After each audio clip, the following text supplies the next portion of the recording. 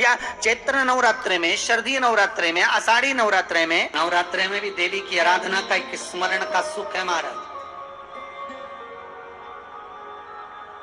ज्योत का विधान है, नवरात्रि में देवी की ज्योत लगती है, अखंड ज्योति लगती है, जवारे बुआए जाते हैं, कलश लगता है। ज्योत का भी विधान है, जिसके यहाँ दिया अखंड जलाया जाता है, अगर वो दिए की लो, दिए की बाती अगर दक्षिण दिशा की होती है तो उसके घर में साल भर में एक घात जरूर होती है।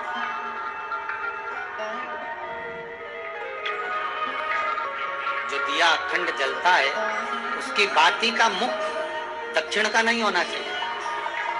अगर आपने देवी भागवत का स्मरण करा हो, देवी भागवत को अगर सुना हो, तो देवी भागवत में स्पष्ट किया गया कि पूर्व की ओर मुख करा हुआ दिया, अर्थात पूर्व की ओर ज्योत जो जलाई जाती है वो संपदा की वृद्धि करती है। पश्चिम की ओर मुख कर कर जो ज्योत लगाई जाती है महाराज, वो बेबहू को देती है।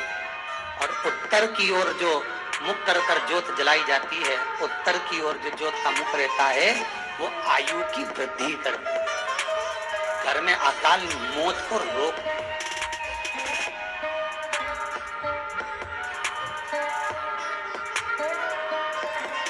नवरात्रि का जो भाव तत्व है उसको भी अच्छे से समझ लेना। दक्षिण की ओर ज्योत ना लगाना, अगर आपको लगाना है पूरब की लगाए, पश्चिम की लगाए या उत्तर की लगाए। और जितने दिन महारानी जगदम्बा, जगत धात्री, दुर्गा भवानी, नवरात्रि में भी अगर आपकी कोई कामना है, आपकी अगर इच्छा है, आपका मन है, तो जगत जननी की आराधना करो। पति और पत्नी में अगर क्लेश है तो जगदम्बा के मंदिर में मक्खन चढ़ाओ, प्रेम बढ़ जाएगा। आपको लगता है कि पति कोई अन्य स्त्री से लगा हुआ है या परिवार टूट रहा है, तलाक तक पहुंच गया है, तो माता के मंदिर में आप ध्वजा लगवाइए, उस ध्वजा पर मक्खन लगाकर लगवाइए, आपको लाभ मिलेगा। यदि आपको लगता है कि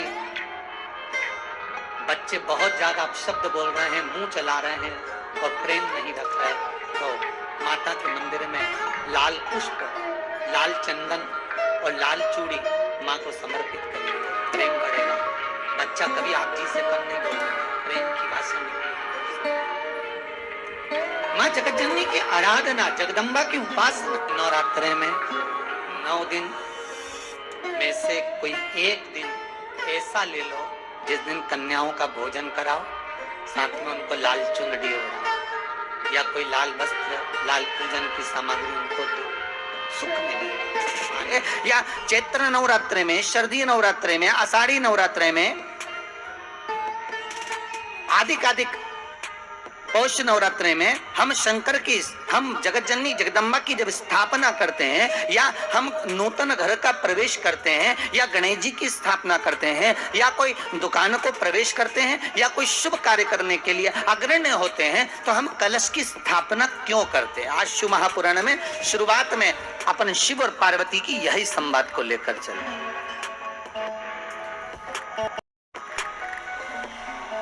आप कोई यज्ञ करने जा रहे हो, आप कोई पोथी पुराण करने जा रहे हो, आप कोई अच्छा कार्य करने जा रहे हो, तो ब्राह्मण देवता कह देते कलश की स्थापना होगी, कलश की शोभा यात्रा निकलेगी, कलश यात्रा निकलेगी, कलश विराजमान होगा। और आज हर की पौड़ी पर, प्रयागराज में या उज्जैनी में, नासिक में जो बड़े बड़े कुंभ के मेले होते, कुंभ का मतलब भी तो कलश से होता, उसकी महत्वता क्यों है? उस कुंभ की, उस घड़े की महत्वता कहां से प्रकट हो? शिव महापुराण की कथा कहती है महाराज, भगवान औघड़दानी शंकर स्वयं आद्य शक्ति जगदम्बा से कहते हैं कि जगदम्बा तू क्या चाहती है बोल। तो जगत जननी जगदम्बा कहती है कि जहां मैं हूं वहां शंकर है, ये आपने कह दिया, पर जहां शंकर है वहां पार्वती का होना जरूरी है। उसके लिए सिद्ध करने के लिए एक स्थान ऐसा बनाया जाए जहां पर शंकर विराजमान है और शंकर के साथ पार्वती विराजमान है। तो शिव जी ने कहा, पार्वती उसके लिए मैं तुझे एक सुंदर कलश का निर्माण कर देता हूं। दुनिया का रचनाकार, दुनिया की रचना करने वाले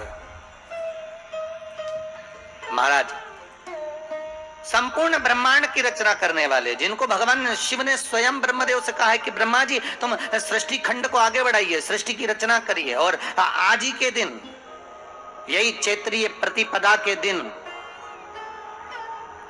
यही इसको कहते हैं नया संवत्सर, नया वर्ष। हिंदू धर्म में क्यों कहा जाता है? आज ही के दिन ब्रह्मा जी ने महाराज सृष्टि की रचना करना प्रारंभ करा था। आज ही के दिन भगवान शिव और ब्रह्मा का संवाद हुआ था। सीधे भगवान शंकर ब्रह्मदेव के पास जाकर बोले थे, हे ब्रह्मदेव आप सृष्टि की रचना करिए। तो ब्रह्मा जी ने पूछा था, सारे नक्षत्र आपने बनाए, सारे दिन आपने बनाए, सारी घड़ियां आपने बनाई, सारा पल आपने बनाया, मनुष्य की श्वास गिनती, काउंटिंग, अर्थात मनुष्य के शरीर की रोमावली, ये सब आपने निश्चित करी। चैत्री नवरात्रि का 5वां दिन रहा। और मान लो कि आपके घर में किसी बच्चे की, लड़के की या लड़की का या मंगल विवाह नहीं हो रहा हो, या शादी नहीं हो रही हो, या उस लड़के लड़की के लिए बहुत प्रयास कर लिया आपने, उसकी शादी हो ही नहीं रही, अथक प्रयास आपने कर लिया और उसका मंगल विवाह नहीं हो रहा, तो ये देवी भागवत में स्पष्ट कहा गया, देवी भागवत में वर्णन किया गया, देवी भागवत में वर्णित किया गया। और देवी भागवत में कहा गया कि आम का जो पत्ते होते हैं, आम का जो पत्ता होता है, आम का जो पल्लव होता है, उस आम के पत्ते पर हल्दी और सिंदूर, इन दोनों से स्वस्तिक का निर्माण किया जाए। देवी भागवत का संवाद है, बहुत ध्यान देना हमारे। जिन कन्याओं का विवाह ना हो पंचमी के दिन, नवरात्रि की कोई सी भी पंचमी, मतलब जो पंचमी तिथि पड़ेगी, कोई भी नवरात्रा हो, चाहे वो 4 नवरात्रे में से, चाहे वो पौष का हो, अश्विन का हो, चैत्र का हो, आषाढ़ का हो, किसी भी नवरात्रि में आप कर सकते हैं। एक पान के पत्ते पर, एक ही पत्ते पर जो 2 स्वस्तिक बनेंगे, एक हल्दी का बनेगा, एक सिंदूर का बनेगा। बस अंतर इतना है, जो हल्दी का स्वस्तिक है उस पर कंकु के चावल, अर्थात रौली के चावल, रोली कुंकू के चावल रखना है, और जो सिंदूर का है उस पे हल्दी के चावल रखना है। इतना रखकर जिस लड़का लड़की का विवाह नहीं होता, उसकी हथेली पर रखकर उसका नाम और गोत्र बोलकर महाराज उसको ले जाकर नीम के पेड़ के नीचे उसको रख दिया जाता है। मात्र 3.5 या 4 महीने ऐसे रहते हैं जिसके अंदर उस लड़का लड़की का विवाह पक्का हो जाता है। जिसका विवाह नहीं होता केवल उसी के लिए